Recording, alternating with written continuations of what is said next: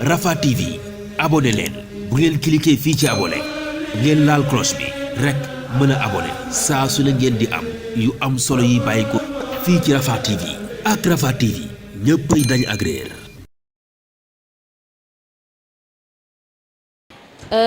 Serigne Abdou Samad Mbacké xalif Serigne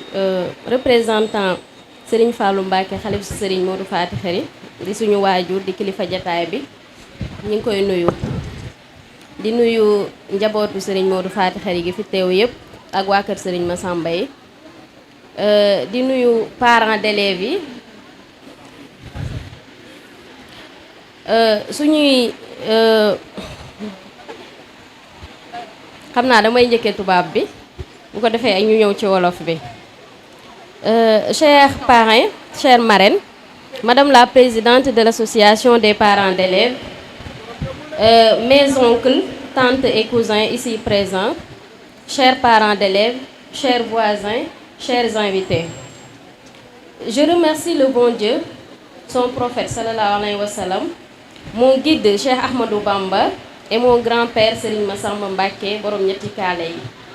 pour m'avoir éclairé pour la mise en place de ce joyau que constitue GESMAM, le groupe éducatif d'excellence Serigne Massamba Mbacké.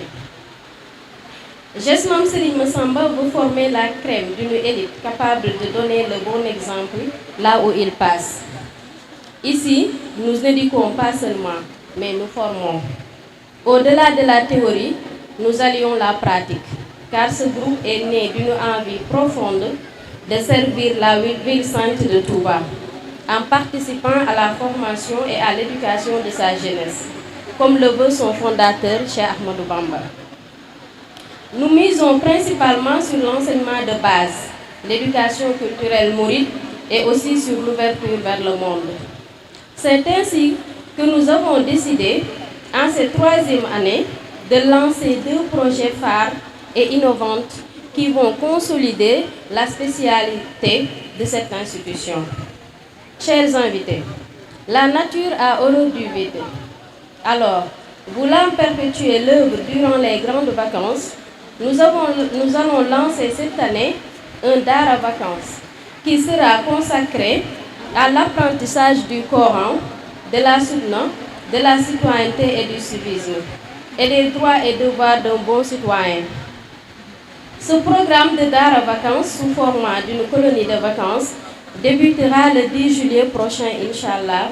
et se termine le 20 août. Venez donc y inscrire vos enfants afin de consolider leur acquis. Sur un autre plan, chers invités, recevant plusieurs sollicitations sur l'apprentissage du Coran, en plus du français, le groupe a décidé d'ouvrir cette année un Dara internat consacré à la mémorisation du Coran. Ce programme, élaboré par des experts en la matière, sera orienté exclusivement sur l'apprentissage et la mémorisation du Coran, ainsi qu'à l'intégration au cycle primaire traditionnel sanctionné par le CFE. Ce Dara internat coranique portera le nom d'une dame forte, généreuse, travailleuse et très humaine.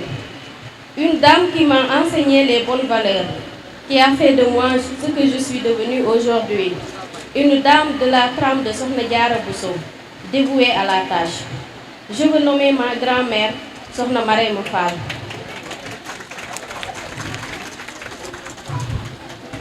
L'internat islamique Mame Marème du groupe GESMAM Serigne Massamba,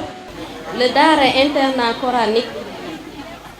portera le nom d'une dame forte, généreuse, travailleuse et très humaine. Une dame qui m'a enseigné les bonnes valeurs, qui a fait de moi ce que je suis devenue aujourd'hui. Une dame de la trame de Sokhna Diarra Bousso, dévouée à la tâche. Je veux nommer ma grand-mère, Sokhna Marème Fall. L'internat islamique Mame Marème du groupe GESMAM Serigne Massamba est la solution pour vous parents qui voulez l'enseignement coranique allié à l'enseignement général français. Appropriez-vous alors de ce projet ambitieux. Chers invités, à GESMAM Serigne Massamba, nous adhérons aux propos de Serigne Mountakha Mbacké qui disait ku dem ma dem ku demul ma dem, sachant, chers invités, que GESMAM dafay dem. Car le vouloir, c'est le pouvoir. Venez nombreux inscrire vos enfants l'année prochaine pour la formation de l'élite qui va gouverner ce pays demain avec des valeurs sûres. Et nous mettrons tous les moyens nécessaires pour qu'ensemble, nous pourrons atteindre nos objectifs. Pour terminer, permettez-moi, chers invités,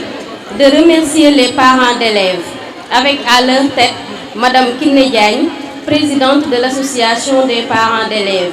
Merci pour nous avoir fait confiance. Merci pour nous avoir soutenus depuis le début en nous confiant vos enfants pour compléter l'éducation qui est le credo du groupe GESMAM Serigne Massamba.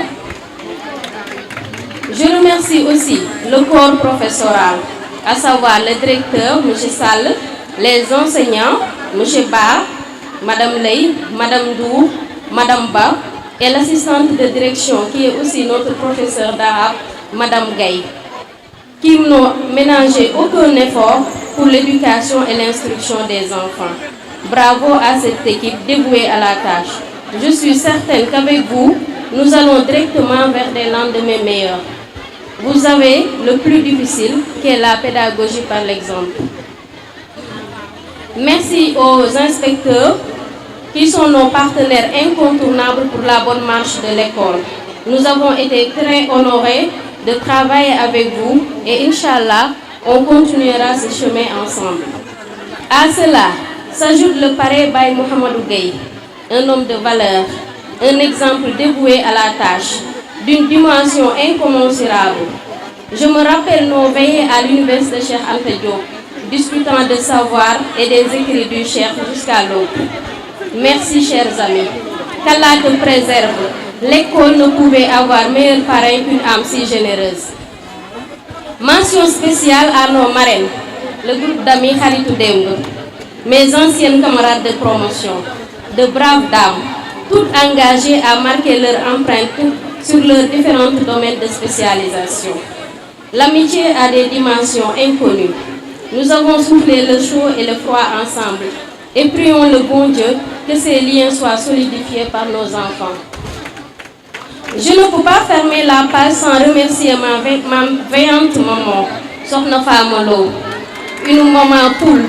dévouée, d'une assistance sans faille. Te savoir à mes côtés me pousse à dépasser mes limites. Merci maman. Mention spéciale à mon tendre époux, Nijaay national, Mohamedou Lamine Seck, qui me soutient sur tous mes projets. Un homme généreux, aimant, mon éternel partenaire. Merci à toute sa famille, ma belle famille ici présente. Je suis honorée par le déplacement. Mention spéciale à la famille de Serigne Abdou Lahad Mbacké, mes frères et sœurs qui étaient tous présents. Je ne saurais terminer sans parler de mes élèves, l'espoir de toute une nation. On vous remercie et comptons sur votre dévouement, votre persévérance sur les études. Je remercie du fond du cœur chacun d'entre vous ici présent ou empêché. Je vous remercie d'être venus aussi nombreux pour cette cérémonie marquant la fin de l'année du groupe d'excellence Serigne Massamba Mbacké. GESMAM ci kaw ci kanam.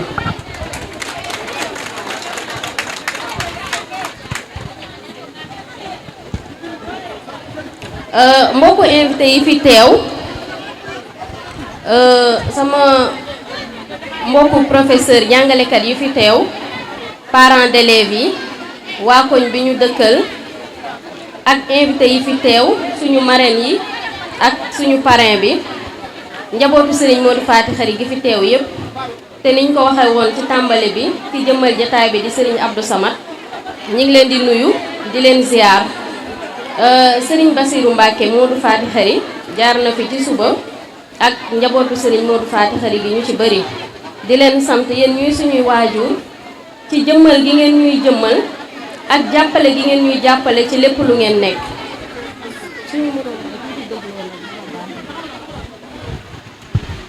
waaw kon ñu may ñu diglu bu baax bu ko defee ñu mën a xam importance bi nga xamante si ne discours soxna si am na ko kon nañ gën a diglu gën a teewlu incha allahu taala ndax discours bi am na solo lool bala ñoo mën a xam importance bi nag faaw ñu diglu teewlu bu baax a baax. merci. kon may tàmbalee samay wax ci sant borom bi di sant yonent bi sallallahu alayhi wa sallam di jundi ci moom di sant Serigne Touba suñu Serigne ak Serigne Massamba mi nga xam ne moo tax ñu ñuy tudd di tudd Serigne bi. di leen wax ne groupe GESMAM bii nag école la boo xam ne yamul ci jàngale kese waaye dafay yar ndax ñun loolu moo ñu tax a jóg ndax kat dañu ne jàng bu àndut ak yar moom bañ a jàng sax moo ko gën. moo tax ñu jóg di ay ndaw yu àndandoo jàppoo booloo fas yéene yar xale yi ba ëllëg lu ñu bëgg a doon ci réew mi ñu doon ko. njàngale mi nag li ci ëpp solo mi ngi basé wu ci enseignement bi nga xam ne mooy traditionnel bi bokk ci tamit li nga xam ne mooy culture mouride ndax ku nekk xam na doxaliinu mouride waaye tamit yar bi war ci xale bi ba fu mu dem mën a bokk ak ñoom ndax àdduna léegi dafa ubbeeku ñépp a ci bokk. ci loolu GESMAM dafa lancé ñaari projet yoo xam ne dañoo war a tàmbale ci ñetteelu atam parce que ñu fàttali ko groupe bi ñaari at la am di waaj a dugg ñetteelu atam kon groupe bu bees la ñu fas yéene nag ci vacances yi pour bañ élèves yi fàtte li ñu doon jàng ñu defal leen daara vacances te daara vacances boobu genre colonie de vacances lay doon boo xam ne dañuy dajale xale yi defal leen lël di leen jàngalaat seen alxuraan seen sunna ak seen nekkin bi ñu war a nekkee ci biir société bi muy lu am solo ñu bëgg ngeen def ko di leen ko ñaan aussi seen projet bopp te ngeen indi ci seeni doom ndax njëriñ kese la. bu loolu weesoo tam ñu bari di ñu laaj dañoo bëgg seeni doom di jàng alxuraan looloo tax ñuy ubbi te di ko lancer tey jii daara internat boo xam ne xale yi dañuy jàng alxuraan di jàngale nasaraan nga xam ne bu ñu demee ba war a génn lu mu néew néew danañ am CFE bu ko defee seen jàng du leen raw cycle bu ñu bëgg a def ñu mën koo wéyale te ci njàng mu tege ci yoon lay doon parce que ay experts ñoo xam ne loolu mooy seen liggéey ñoo ko càmbar ba teg ko ci yoon. daara jooju nag ñu ngi koy tuddee jigéen ju am jom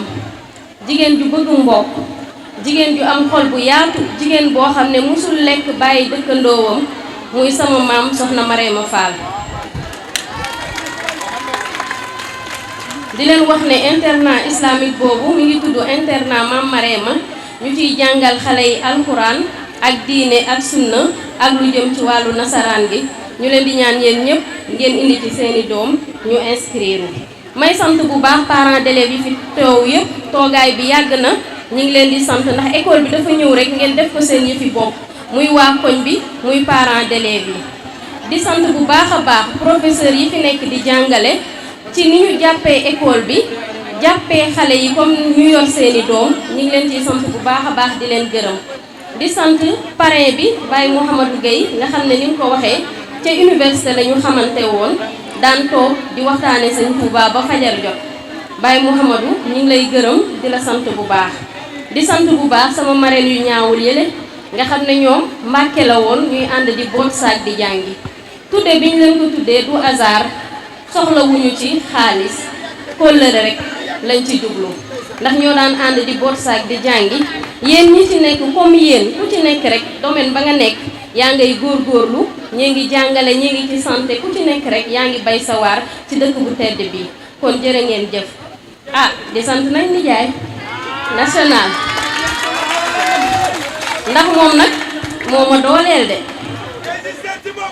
projet bu ma nekk mu ne ma dina baax lu may dugg mu ne ma waaw dina baax parce que xam na ne daa yor soxna soo xam ne bis bu ne mi ngi dugg ci dara waaye lu ma dugg rek mu ne ma loolu baax na nañ ci dem kon nijaay jërëjëf. di sant nag famille bi nga xam ne ñoo jóge ba Dakar ñëw di samay goro ak samay njëkke maa ngi leen di sant di leen gërëm am naa mbégte bu baax a baax ci seen teewaay. di sant waa inspection ñi nga xam ne teew nañ fi di sant samay collègues de travail ñi nga xam ne ñoom laa bokkal fu may liggéeyee di leen baalu àq bu baax di leen gërëm ci seen teewaay ak bis bi ni ngeen ko defee muy seen yëfi bopp maa ngi leen di leen sant tamit yéen ñi nga xam ne yéenay samay rakk di samay doom ñëw yore organisation bi lépp di sant képp koo xam ne rek teew nga fii di sant samay nijaay di sant bu baax samay nijaay di sant samay doomu baay samay cousin ñi fi teew daal bàyyiwuma kenn maa ngi sant ñëpp communicateurs yi presse bi ak jàngkat yi bàyyiwuma kenn di leen jaajëfal bu baax a baax jërë ngeen jëf di leen wax rek ne ngeen baal ma microcentral su leen ma ko permettre GESMAM day màgg chaque jour ñuy yokk ay nit ñu fiy liggéeyee GESMAM war a dalal collaborateur bu bees muy beneen nit boo xamante ne day ñëw jàpp ci liggéey bi li tax nag ma koy wax kii dafa nekk ku spécial ndax man mii taxaw moo ma jàngal ñëwaat tey bëgg a jàngaat ci groupe bi muy monsieur Balla Diop ñu dalal ko bàyyi ko mu sànni kàddu ngeen tàccul ma ko bu baax a baax monsieur Diop. auzu billahi mina seytaani rajim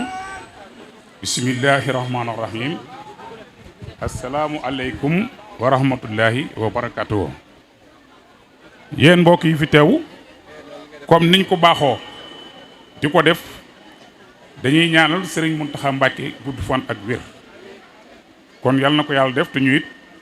suñ borom defoon na ko nu yàgg ànd ak moom ci liggéey bon pour ñu ñëw ci li nga xam ne mooy groupe PESMAN bi j'espère que je n'aurai pas besoin de me représenter comme Sokhna Mame Faty Mbacké l'a déjà fait en tant que directeur des études du groupe GESMAM, groupe éducatif d'excellence Serigne Massamba Mbacké. Au nom du personnel, je souhaite la bienvenue à tout le monde ici présent. Autorités religieuses, administratives et académiques, collaborateurs, invités, sympathisants, parents et élèves. Le GESMAM est un groupe éducatif prévalent qui mise sur l'éducation avec comme slogan travail, rigueur, discipline. Il est conçu pour répondre aux attentes des populations en dispensant un enseignement de qualité et une éducation basée sur les réalités de la cité. Il dispose déjà d'un préscolaire, d'un cycle élémentaire complet fonctionnel du CI au CM2, d'un dara de régime internat et semi-internat et a dans son programme un collège, un lycée et d'autres filières éducatives. Afin de relever les défis de l'éducation et de répondre aux soucis des parents d'élèves qui ont tant rêvé avoir une école d'excellence, le GESMAM met à la disposition des populations une expertise capable de résoudre les problèmes éducatifs à Touba. Pour reprendre Platon, un philosophe grec, 427 avant Jésus-Christ, Platon disait: lorsque les pères s'habituent à laisser faire les enfants, lorsque les fils retiennent plus compte de leur personne, de leur parole du moins, lorsque les maîtres tremblent devant leurs élèves et préfèrent les flatter, lorsque finalement les jeunes méprisent les lois parce qu'ils ne se reconnaissent au-dessus de l'autorité de personne, c'est là le début de la tyrannie. kon mu mel ni lii ba mu koy wax yàgg na parce que lu naan 427 avant Jésus-Christ ñu toogaat ba tey ñu di ko dund loolu moom lu yàgg la. Donc je vais y revenir Pour terminer, je profite de l'occasion pour remercier Sokhna Mame Faty Mbacké de la confiance qu'elle a à ma modeste personne pour me confier la destinée du groupe scolaire. Ainsi donc, après une franche collaboration avec l'équipe pédagogique, je m'en remets au Tout-Puissant et lui prie de me soutenir dans cette délicate mission, que cette confiance ne soit pas trahie. Également, en son nom, je remercie tous ceux qui ont honoré de leur présence la fête de fin d'année du dit établissement et invite les parents à venir s'inscrire massivement leurs enfants. Donc pour wax ji bañ a gudd dañuy tënk rek tënk bi mooy maanaam wolof day ni waxaat du bari wax ju jeexagul li fi jot a jaar moom doy na sëkk ndax soññee rek la woon ku ñëwit soññee rek ngay mën a def kon dañuy sant yàlla Sokhna Mame Faty bi ko sun borom jàppalee mu am xelum gis ne jamono am na fu mu tolluwaayu jamono mooy li ma doon wax ci Platon. yaakaar naa ñi xam Platon xam ne c'est un philosophe boo xam ne bu yàgg la bu ne lorsque les pères s'habituent à laisser faire les enfants buñ demee ba nga xam ne waajur yi dañuy boyal seeni doom, lorsque les fils ne retiennent plus compte de leurs paroles ñu dem ba doom yi fonkatuñ seeni wax, ñu dem ba nga xam ne jàngalekat yi ñoom ci seeni jëm bopp dañuy ragal ñi ñuy jàngal wëlbatiku mel ni ñoo xam ne di leen di neexal. kon ñu gis ni kon bu boobaa jeunesse bi buñ demee ba jëppatuñ kenn gis nañu loolu tyrannie la tyrannie nag ku ne xam na nam demee. kon dañuy jàpp ni Jesman bi il est venu à point nommé maanaam ci waxtu bi nga xamante ni bii ci lañ ko soxla dëgg pour maanaam indi une solution ci problème yooyu yi nga xam ne mooy problème yi àdduna. kon ñuy invité ñëpp dès la semaine prochaine ak liñ fi wax yëpp kenn ku ni nga indi sa doom parce que yéene koo inscrire ñu yar ko ci yar bi nga xam ne mooy une éducation de base. parce que dañuy wax ni wax ma ku la yar ma wax la sa jikko, ñenn ñi ni wax ma sa ndawi réew ma wax la sa ëllëg yi. kon nit ñi de xale yi doon rek ëllëg loolu la ñuy gisaat. pour ne pas être trop bavard foofu lañ ko yemale di sant ñëpp di jaajëfal ñëpp waaw. Merci monsieur le directeur. Bismillahi rahmani rahim. Wassalatu wassalamu ala al-mab'uthi rahmatan lil alamin. mbokk jullit yi fi teew, mbokk taalibe yi, waa kër Xaadimal Mustafa sallallahu alayhi wa sallam. gannaaw bu nu sàbbaale sunu boroom subhanahu wa taala, julli ci sayyidina Muhammad sallallahu alayhi wa sallam, ñi ngi am ngorog yëkkati sunu kaddu ba fu mu mën a yem di sant Serigne Touba naan jërëjëf Serigne Touba Xaadimu Rasuul. di ñaan Serigne Touba Sëñ Muntaxa Mbakke yal na ko fi yàlla saxal ba lu mu yéenee liggéeyal Serigne Touba yal na ko def. mu mel ne kaddu yi daal kaddu yi sant rekk la, ndax fii nu toll nii ñaan rekk moo yelloon. déglu nañ leen nag ak beaucoup d'intérêt, déglu nañ leen li ñuy wax religieusement, déglu nañ leen bu baax. yaakaar naa ne muy man muy képp ku fi teew boo sañoon yëngatu bu am solo bii di gën a yaatu ci dëkkub Serigne Touba bii nga xam ne am na lu dul moom. kon nag Sokhna Mame Faty dafa am fu mu bokk ci yoonu Serigne Touba bi muy kër Sëñ Massamba. yàlla dogal mu bokk ci kër Sëñ Modou Faty Khary. Sëñ Abdou Lahad Mbacké moom Sëñ Modou Faty Khary di wéy juróom man mii di wax ak yéen mu bàyyale ma ko man maa ko may Mouhamad Seck mii te dara naqariwu ma ci ma koy sant di ko gërëm te di ko ñaanal di ñaanal soxna Maam Faty sëriñ Fàllu moom sëñ Modou Faty Khary nee na jëwriñam sëriñ Basiiru ñëw na fi tey ci suba maag taawam sëñ Modou Mbàkke mii ñoo ànd bi ñuy ñëw ci jataay bi mu mel ne sëñ Basiiru dafa ñëw dem ci jeneen yitte waaye taawam a ngi ni ànd ak man lim fi def ëpp na 3 waxtu kon bis bi ñor na ko lool sëriñ Abdul Ahad mi nga xam ne mooy man maa di moom ñu di ko xoole sëñ Modou Faty Khary ñun ñëpp taawam sëriñ Modou Mbàkke mi ngi nii toog ci sama wet kon ngeen xam ne soxna Maam Faty li muy def